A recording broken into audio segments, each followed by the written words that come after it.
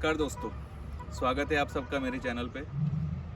और आपको जैसे पता चल ही गया होगा ये वीडियो देख के कि आज हम किस बारे में बात करने वाले हैं। तो मेरे साथ है ग्रैंड i10 और आज हम चेक करेंगे इसका ग्राउंड रिपोर्ट। हमारे साथ इसके ऑनर भी रहेंगे और हम डिस्कस और उनको इस गाड़ी के बारे में क्या अच्छाइयाँ लगती है, क्या उनको लगता है कि भाई ये रहता तो सही रहता, और ये वो बता सकते हैं हमें ऑनेस्टली कि इसमें और क्या क्या नई चीज़ें हो सकती थी और ये गाड़ी क्यों लेनी चाहिए आपको। ठीक है, क्योंकि हमारे कई सारे दर्शक रहेंगे जो सेकंड हैंड कार भी देख रहे होंगे, तो हम चाहते हैं कि हम पूरा कैजुअल टॉक करें और सारे के सारे आपके जो और मेरे मन में और आपके मन में जो भी सवाल रहेंगे तो वो हम डिस्कस करेंगे। तो आइए आज का वीडियो शुरू करते हैं। मेरे साथ है इस गाड़ी के ओनर भाविक। स्वागत है भाविक आपका इस चैनल पे। Thank you Milind. और हम आज उनसे जानना चाहेंगे कि उनका क्या है ऑनेस्ट ओपिनियन। यहाँ पे हम कोई किसी कार की एड या ऐसा कुछ नहीं कर रहे, ठीक है, और हम ना ही कोई एक्सपर्ट है। So what we want is we want a honest opinion for our audience कि ये गाड़ी के बारे में उनका क्या ऑनेस्ट ओपिनियन है। तो इससे क्या होगा कि सबकी हेल्प हो जाएगी, कोई ना कोई क्वेश्चन होगा उसका आंसर हो जाएगा। तो आइए शुरू करते हैं पहले सवाल से। तो भाविक जी, आप बताइए आपका इस गाड़ी के साथ एक्सपीरियंस और कितने साल चलाई आपने इस कार को। मिलिंद, मैंने ये कार अपना 1 अप्रैल 2008 को परचेज की थी। अच्छा, 2018। ये मेरा 2018 का मॉडल है। इस गाड़ी में 3 वेरिएंट आ रहे हैं, मैग्ना, स्पोर्ट्स और एस्टा। ये ग्रैंड i10 के 3 वेरिएंट थे उस टाइम। तो मैंने फर्स्ट जो बेसिक मॉडल है मैग्ना, ग्रैंड i10 मैग्ना पर बाई किया था। ओके। ये गाड़ी मुझे सबसे अच्छी लगी थी उस टाइम। इसमें 3 वेरिएंट आ रहे थे, तीनों वेरिएंट में थोड़ा इंटीरियर डिफरेंट था, लेकिन मुझे ये गाड़ी इतनी अच्छी लगी कि उस टाइम मैंने दूसरी गाड़ी लेने से अच्छा कि ग्रैंड i10 में मूव होना चाहा। तो ये आपका कौन सा वेरिएंट है अभी? ये मेरा ग्रैंड i10 मैग्ना है। अच्छा, मतलब सेकंड? ये फर्स्ट मॉडल है। अच्छा, ये फर्स्ट मॉडल है। लेकिन जैसा कि मैं देख पा रहा हूँ यहाँ पे आपको जो एसेंशियल्स फीचर है वो सब मिल गए हैं इस कार के अंदर, है ना? हाँ, मेरी एक इच्छा थी कि मुझे स्टीयरिंग पे सब कंट्रोल मिलने चाहिए। अच्छा। तो इस हिसाब से मैंने ये कार परचेज करने का सोचा था। और मुझे इसकी माइलेज वो सब बहुत ज़्यादा अच्छा लगा। मैंने उस टाइम भी फीडबैक लिया था, मेरे काफ़ी सारे दोस्त के पास ये कार थी, तो इस अकॉर्डिंग मैंने ये कार लेने का नक्की किया था। अच्छा, तो देखिए यहाँ पे एक और चीज़ बहुत मैटर करती है, वर्ड ऑफ माउथ। तो अगर कोई कार मार्केट में है, जैसा कि आपको पता ही है, कार काफ़ी सालों से हम देख ही रहे रोड पे, ठीक है, तो क्या होता है कि पब्लिक उसको यूज़ करती है और फिर उसको जो भी है उसका जो उसके बारे में बातें करती है। तो ये वर्ड ऑफ माउथ जो है ना, वहाँ से बहुत डिफरेंस होता है कंपनी के सेल्स पे। तो आपने अभी तक करीब करीब कितने किलोमीटर चला लिया आपने? मेरी कार अभी तक 32,000 किलोमीटर तक राइड किया है मैंने। 32,091 किलोमीटर तक मैंने राइड किया है। और मैंने ये गाड़ी अराउंड 25,000 किलोमीटर तक मैंने प्योर पेट्रोल में ड्राइव किया है। उसके बाद मैंने CNG फिट करवाया था। अच्छा, तो मतलब आपकी करीब करीब रनिंग आपकी हर साल 10,000 से अराउंड 10,000 पर ईयर। अच्छा, तो और मेनली अपने फैमिली के लिए इस गाड़ी को? मेरा मेन पर्पस ये फैमिली के साथ बाहर आने जाने के लिए, मेरे पर्सनल काम के लिए, मैं कहीं भी जाता हूँ ऑफिस, इसके लिए ही मैंने ये कार परचेस किया। तो अभी आपका डेली रनिंग कितना है? मेरा डेली रनिंग अराउंड 100 किलोमीटर। अच्छा, तो देखिए काफ़ी 100 किलोमीटर कम नहीं होता, फिर भी आपकी अच्छी खासी रनिंग है इनकी। और अभी जैसा मुझे पता है कि यहाँ पे CNG आपने किट करवाई है। यस, मैंने लास्ट 6 मंथ पहले मैंने CNG किट फिट करवाई है। CNG में भी माइलेज अच्छी होती है। ऐसा नहीं है कि इस कार में CNG करवाने के बाद मेरे को पिकअप में कोई प्रॉब्लम आ रहा है। हाँ, यहाँ पे एक बहुत बड़ा मिथ है पब्लिक के अंदर कि भाई आप CNG करवाओगे तो गाड़ी की हालत ख़राब हो जाएगी, ये वो कई कई बातें करते हैं। तो यहाँ पे हमारे पास लकीली एक ओनर है जो जिनको दोनों तरह का एक्सपीरियंस है, पेट्रोल और CNG। तो बताइए आपको मतलब क्या डिफरेंस लगा CNG और पेट्रोल? आपने पेट्रोल में काफ़ी चलाई और CNG में भी उन्होंने आई थिंक मैंने 5,000 टू 7,000 रुपये 100 किलोमीटर मैंने CNG में कार ड्राइव किया है। और अच्छा मुझे इन दोनों के बीच में बहुत माइनर डिफरेंस लगा है। जो पब्लिक मिसगाइड होती है दूसरे पब्लिक की बातों में आके, अच्छा no difference in petrol and CNG, minor difference between in terms of running in terms of mileage, running time okay या पिकअप टाइम। मतलब जैसे गाड़ी अगर पेट्रोल में जैसे चल रही है और सीएनजी में जैसे चल रही है, आपको मतलब सीटिंग कंफर्ट या वैसे उसकी रनिंग क्वालिटी में कुछ डिफरेंस लगा या फिर? नहीं, दोनों अच्छा में कोई डिफरेंस नहीं है। और ओके जब भी किट फिट करवाते हो तो सीएनजी में दो प्रकार की किट आती है, एक नॉर्मल किट होती है और सिक्वेंशियल किट। अगर आप नॉर्मल किट फिट करवाओगे तो आपको डिफरेंस लगेगा, अच्छा लेकिन सीएनजी में करवाना हो तो सिक्वेंशियल किट फिट करवाओ। उसमें भी डिफरेंट डिफरेंट ईवीएम के डिफरेंट टाइप होते हैं। ओके मैंने उसका जो टॉप मॉडल था वो फिट करवाया है अपने कार में, तो उसके अच्छा अकॉर्डिंग मुझे आज तक अभी 6 महीने हुए हैं, मुझे कोई प्रॉब्लम नहीं हुआ। ऐसा नहीं कि मैं नॉर्मल हाईवे पे ही जा रहा हूँ। मेरा गांव है, वहाँ पे रास्ता बहुत ख़राब होता है, वहाँ पे हिल है, तो वो ओके हिल है तो मैं वहीं पे भी जाता हूँ, तो मुझे कोई दिक्कत नहीं रहती आने जाने में। तो इनकी काफ़ी ऑफ रोडिंग ड्राइविंग भी होती है, तो अच्छा है, ये सही से बता पाएंगे हमें उनका सारे एक्सपीरियंस। तो माइलेज से बताइए, आप माइलेज से आप संतुष्ट है इस यस, सीएनजी से? या सीएनजी और पेट्रोल दोनों में माइलेज में मुझे कोई प्रॉब्लम नहीं, और आई एम वेरी सेटिस्फाइड। तो करीब करीब आपको अगर हाईवे और सिटी दोनों का मिला के आपको क्या लगता है, कितनी एवरेज आपको? Between 17 to 20 pure petrol. अच्छा 17 to 20, 20, मतलब आपने टैंक टू टैंक ऐसे मेजर किया या फिर आपने अच्छा स्क्रीन पे या देखा? मैंने स्क्रीन पे किलोमीटर के अकॉर्डिंग मैंने मेजर किया हुआ है। अच्छा अच्छा और अब सीएनजी में मेरे को अराउंड 25 आसपास माइलेज मिलती है, 25 to 26 अच्छा पर किलोमीटर। मुझे 2 रुपीज में होता है पर सीएनजी। किलोमीटर? भाई बहुत ही बढ़िया है ये, वरना अगर आपकी 100 किलोमीटर्स रनिंग है then it will not be very cost effective for you. तो आपको लगता है कि आपका ये सही डिसीजन था? यस, मेरा सीएनजी फिट करवाने का जो डिसीजन था वो मैंने लेट लिया, लेकिन अभी लगता है मुझे ये पहले से ही करवा देना था। अगर कंपनी अच्छा सीएनजी कंपनी फिटेड देती है कार, तो हम्म मैं हम्म, अच्छा एडवाइस देता उसको हूँ कि आप सीएनजी फिटेड ही लो ये कार। अच्छा तो वो आपको इंजन वारंटी भी फर्स्ट डे से स्टार्ट हो जाएगी। अच्छा अच्छा तो बताइए इस गाड़ी के बारे में, आपको और क्या चीज़ अच्छी लगती है जैसे? हाँ, इस गाड़ी का मेन है जो इंटीरियर पार्ट है, गाड़ी में सीटिंग कंफर्टेबल है। जो हमारे बैक साइड का जो रहता है, हम जब भी कार चलाए तो हमारा बैक जो होता है वो कंप्लीट फिटेड सीट में अंदर आना चाहिए। तो हमको ओके प्रॉपर वो गाड़ी जो ड्राइव करते हैं तो उसको हमको अनकंफर्टेबल फील ना हो। यहाँ पे जो स्टीयरिंग कंट्रोल है, म्यूजिक सिस्टम है, एसी वेंट है, वो सब कुछ प्रॉपर आ रहा है। एसी का मत जो फ्लो है उसमें कोई दिक्कत नहीं हो रही है। साउंड सिस्टम भी उसकी बढ़िया क्वालिटी की दी हुई है जो कंपनी फिटेड है। हमको कोई एक्स्ट्रा ऑर्डिनरी बाहर से साउंड सिस्टम रिलेटेड कोई भी ऐड करवाने की ज़रूरत भी नहीं पड़ेगी इन फ्यूचर। अच्छा तो अभी आपका 3 साल में अभी कभी भी कोई ऐसा आपने कोई खर्चा किया हो इसके ऊपर या नो, फिर? कोई अच्छा कुछ, कोई एक्स्ट्रा एडिशनल खर्चा मैंने 3 साल में इस कार में नहीं किया है।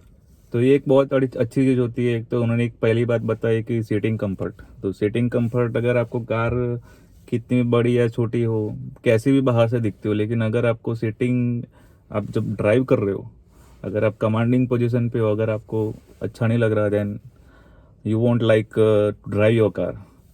तो ये आपने बहुत ही अच्छी चीज़ बताई। और मेन क्या है कि हमारी बैक पोजीशन होती है वो मेन चाहिए हमको बैठने के लिए, कि जितना सीटिंग कंफर्टेबल होगा उतनी आप लॉन्ग ड्राइव कार कर सकते हो।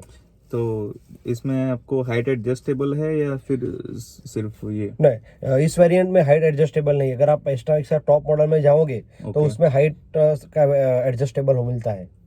ये मेरा फर्स्ट मॉडल है। लेकिन फिर भी चलो, उनको अगर उन्होंने अपने अपने टेस्ट ड्राइव भी ली होगी राइट यस इसके अंदर, यस यस तो आपको जो भी सीटिंग वहाँ पे जो होगा आपको कंफर्ट लगा यस, होगा और कंफर्टेबल आपने है। परचेज कर ली होगी। यस। अच्छा अच्छा तो आपने उस टाइम पे और कोई जैसे मारुति की कार से आई थिंक यस, 18 2018 में, राइट, 18 18 में में। आई थिंक बलेनो भी आ गई थी मार्केट में, यस, तो मैंने आपने? 3 और कार देखी थी, बलेनो एंड वैगन आर अच्छा और अल्टो।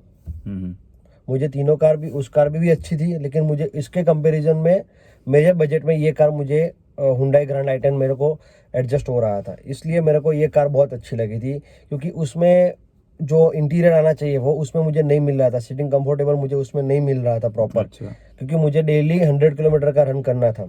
और आई थिंक ये आपकी पहली कार थी right? Yes, is my dream car, first car. अच्छा तो अच्छा है आपका अगर इन्फॉर्म डिसीजन रहता है, आपका जो मन करता है आप ले, ना कि बल्कि बाकी लोग जो कर रहे हैं वो। वरना उस टाइम पे अगर कोई भी होता तो चलो उसका लॉजिकल डिसीजन रहता है कि चलो यार मारुति की बलेनो ले लेते हैं, क्यों इसमें जाए।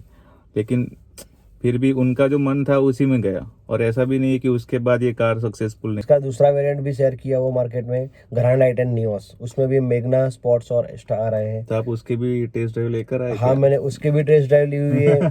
बहुत अच्छी कार है। अगर आप परचेस करना चाह रहे हैं इन फ्यूचर में, अच्छा तो आप ग्रैंड आइटन नियोस में जा सकते हैं। फैमिली अच्छा बजट में भी आ जाएगा और आपको फैमिली कार मिलेगी। अच्छा। और जहाँ तक बात रही, आपने इस गाड़ी को कितने में उस टाइप पे ऑन रोड कितने में पड़ी थी आपको ये? मुझे 5,45,000 रुपीज़ में। 545। यस।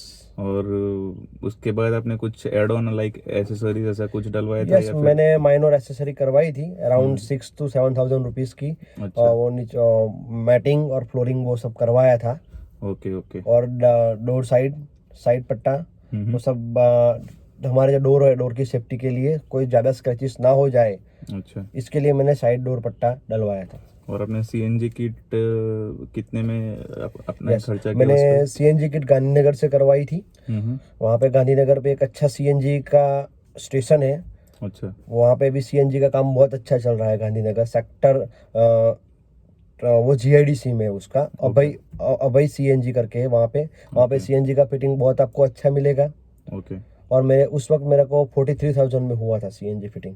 और आज तक अच्छा। मुझे 6 महीने में सीएनजी के रिलेटेड वहाँ पे कोई कंप्लेंट नहीं है। मैं ऑफ रोड भी जाता हूँ तो मुझे कोई दिक्कत नहीं आ रही। ऐसा नहीं है कि हम हिल पे जा रहे हैं तो हमारी गाड़ी बैक कर रही है, या अच्छा। ऐसा कोई प्रॉब्लम नहीं है। Hmm. No major difference between the petrol and CNG. मतलब कॉन्फिडेंट ड्राइविंग है इस कार की। आप ऑन रोड चला दो, ऑफ रोड चला दो, और या कहीं पे भी कैसे भी चलाओ। और चलो ये तो बात हो गई सब गाड़ी के डायनामिक्स और जो भी एर्गोनॉमिक्स है और जो भी फीचर्स है और उनका उनके जो सेंटिमेंट्स है उसके बारे में। अभी हम चलते हैं इसकी सर्विसेज के बारे में। यस। तो आई थिंक आपकी सारी सर्विसेज जो भी कंपनी प्रोवाइडेड रहेगी। यस, मुझे कंपनी प्रोवाइड 3 सर्विस फ्री रही थी, वो भी मैंने करवा ली है।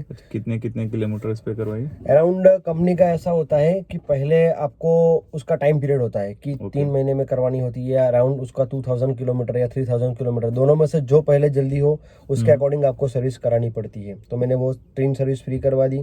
उसके बाद भी मैंने बाहर भी सर्विस कराई है, कंपनी शोरूम में भी सर्विस कराई है। उसका मेंटेनेंस मुझे 5 to 6,000 अराउंड पर 10,000 किलोमीटर आफ्टर। मतलब आप करीब करीब लगा लो कि हर साल उनका 5 से 6 हजार, जो नॉर्मल मैं समझता हूँ, मैं वो नॉर्मल एक एवरेज गाड़ी कोई भी कोई गाड़ी भी अगर हो गाड़ी तो हो 5 से 6 हजार का सर्विस जो भी एक्सपेंस रहता है वो हम गिन ही लेते, मान के चलते हैं, ठीक और है। उसमें भी मैंने कोई मेजर सर्विस रिलेटेड पार्ट नहीं का कोई एंटर किया।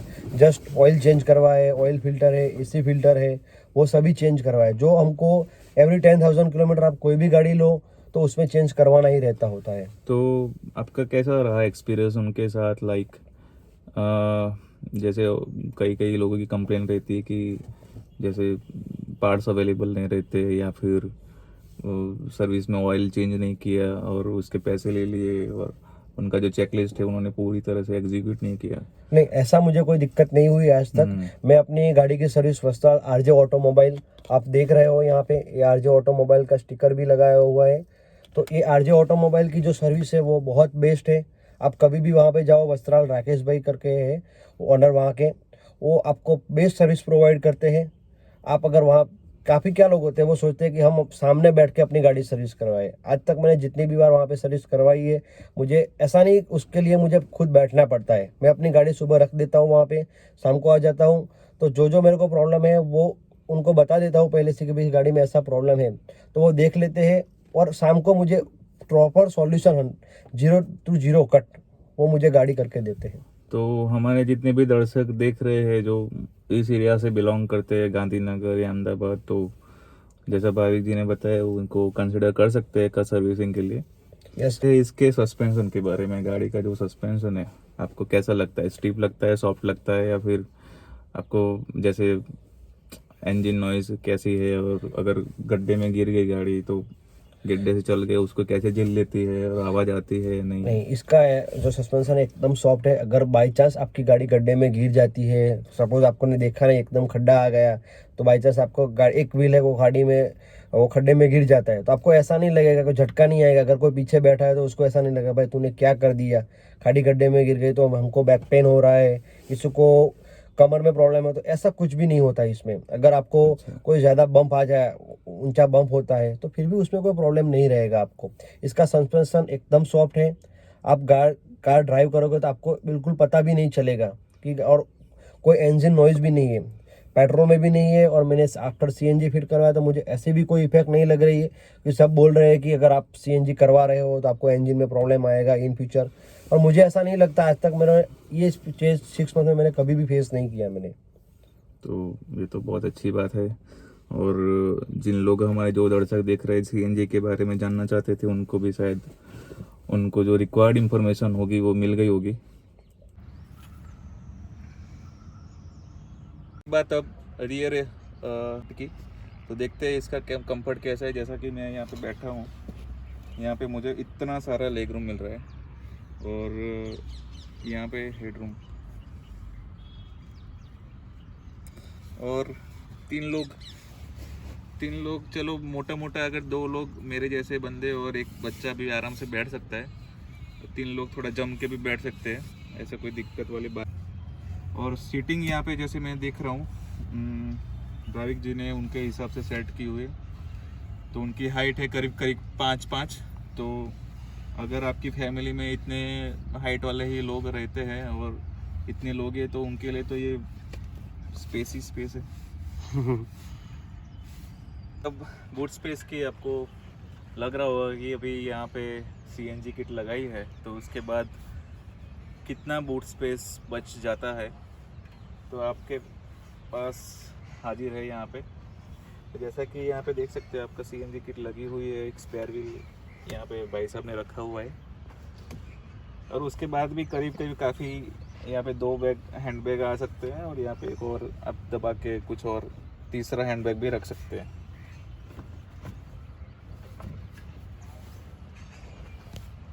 तो आइए अब जानते हैं, गाड़ी चला के देखते हैं।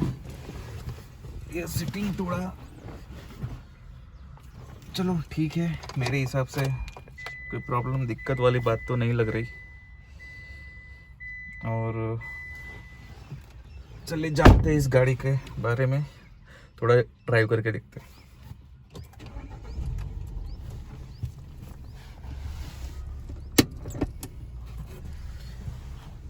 तो जैसे कि इसका गियर बॉक्स जैसे मुझे चाहिए वैसे ही है, उतने ही अंतर पे। और चलिए थोड़ा शॉर्ट ड्राइव पे चलते हैं।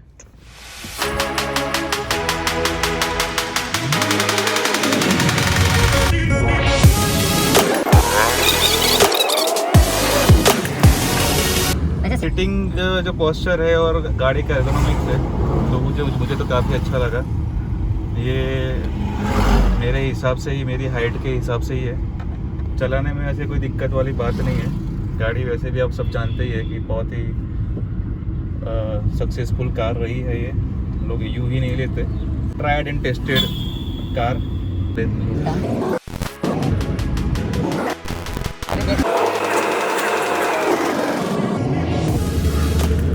वैसे गाड़ी चलाने में फन टू ड्राइव बोल सकते हैं इसको। मैंने मेरी लाइफ में काफ़ी कार चलाई है, तो मैं ये दावे के साथ कह सकता हूँ कि काफ़ी फन टू ड्राइव कार है। और ऐसे लेन चेंज करने में कोई दिक्कत वाली बात नहीं है। गाड़ी का बॉडी रोल बहुत ही कम है, तो कॉन्फिडेंट ड्राइव मिलती है आपको इस गाड़ी में। आप इसको अगर हाई स्पीड पे भी चला रहे हो और गाड़ी एकदम एज टू एज चल रही है।